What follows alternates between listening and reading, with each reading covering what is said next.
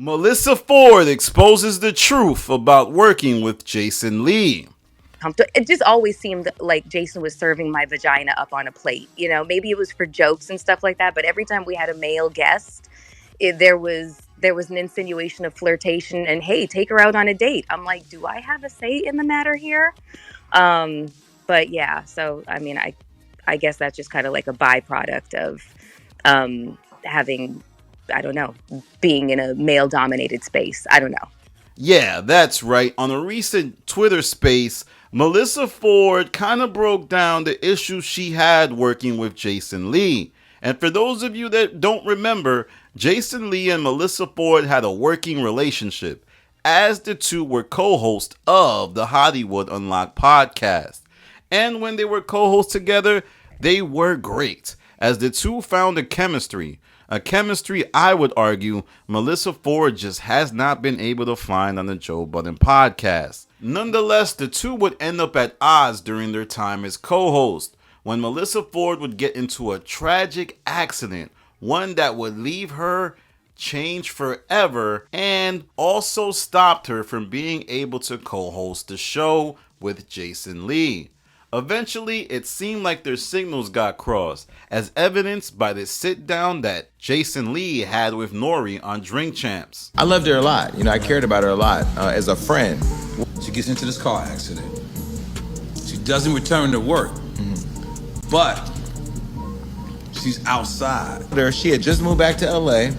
She had just came through the lawsuit with Bravo. Didn't have nothing else going on. So I was like, okay, let's do this podcast. Fine. So I built Hollywood Unlocked. Now here's where the real problem started. I own Hollywood Unlocked. Here you can see there was some type of miscommunication, as Jason Lee very clearly states that he owned the show. Could it be that Melyssa Ford wanted some ownership, as she did state in the past that she was the most famous person on Hollywood Unlocked? And we all know that a lot of people who have podcasts become enemies or start to distance themselves once they realize they don't have ownership. I have to tell you, in researching for this video, I actually found the pictures of Melyssa Ford's accident, and man, they were really bad. I mean, blood was leaking. There was one picture where she was crying while the blood was leaking. Very tragic incident, and I think that incident has ramifications for the current situation she is in, as I believe the trauma from that accident might be something that plays out on the podcast today, and her inability to challenge others or also remember certain facts. Nonetheless, let me know what you think about Jason Lee and Melyssa Ford. Did you ever listen to the Hollywood Unlocked podcast? What did you think of the show? I only listened to one episode, and I must say it was surprising to hear Melyssa Ford in her true element. One where someone is actually curious about what she has to say and does not seek to cut her off. A lot of people criticize Jason Lee, call him a gossiper, but I actually listened to that episode and came away thinking, this guy knows how to tell a story. And he was really smart in being able to create a show with Melyssa Ford.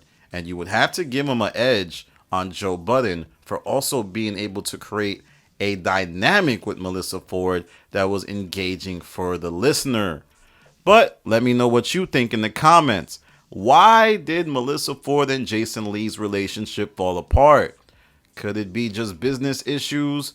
Or did Melyssa Ford become distraught once she realized she had no real ownership of the Hollywood Unlocked platform? Alright, y'all, that's my video for today. The idea of podcasts breaking up are always fascinating. I mean, it's like they play the same script over and over and over. And Jason Lee and Melyssa Ford is a story we've heard many times before. I wanted to end the video today by highlighting an interesting occurrence that happened over the weekend. Joe Budden had a Twitter space and I was on it, and some buffoon started to attack me for the creation of the content on my channel.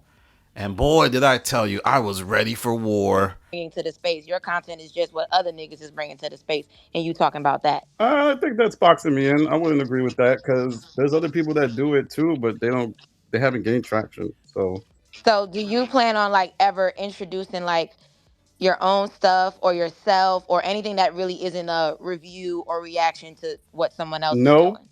Okay. Oh, shit. There's a recording of it on YouTube. I would say go find it so that way you can listen to it. I was really easily able to dismiss their talking points. Basically, they were saying this whole repeated notion of, Danny, you're problematic. You create content about the show. You're evil. All you do is talk about the Joe Budden podcast. And I exposed them to be the jealous haters that they are, as these people are affiliated with a community that is trying to use the Joe Budden podcast to increase their own visibility. So I highly suggest you listen to it. I thought it was very entertaining, and I want to let the people know that came at me, next time you come at me, man, don't miss. You ain't got it. Stop talking about lies. Be able to defend your points. You don't have anything of value to say, and it showed. That's why you can't really talk to me. And I want to end by saying, please follow me on Twitter. I've been able to have conversations with a lot of members of the show. Ian Dunlop, Imani, Joe Budden, Rory. And you never know what might happen on a Twitter space. I swear that Twitter space platform is just so much fun. It's the best of the social audio chats to me. I think Reddit had one. Of course, there's Clubhouse, but I never had a Clubhouse. And it's just easy to use. The functionality is really good.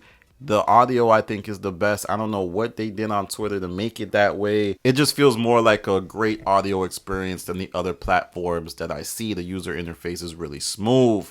This is not an ad for Twitter, but just something that I'm saying to encourage you to follow me on Twitter, as we're really doing the science on there in very much the same way we do here. But with that being said, follow me on Instagram, The Stop TV. Follow me on Twitter, like I just said, The Stop TV. And follow my Reddit, Joe Budden Network. We're about to hit 10,000 subs there, and we're the only independent sub. The other subs attached to the Joe Budden podcast are ran by the same people, which means that if you say something in one spot, you can't necessarily say it in the other. But keep it cool, because I also ban people if they get out of line. I'm sorry, it's just the best thing for me in order to run a situation. Alright, y'all. Like, comment, subscribe. Don't be fooled by the blogs that I got. I'm still Danny from The Stop. You ain't about to get no exclusive for The Stop. You ain't trustworthy.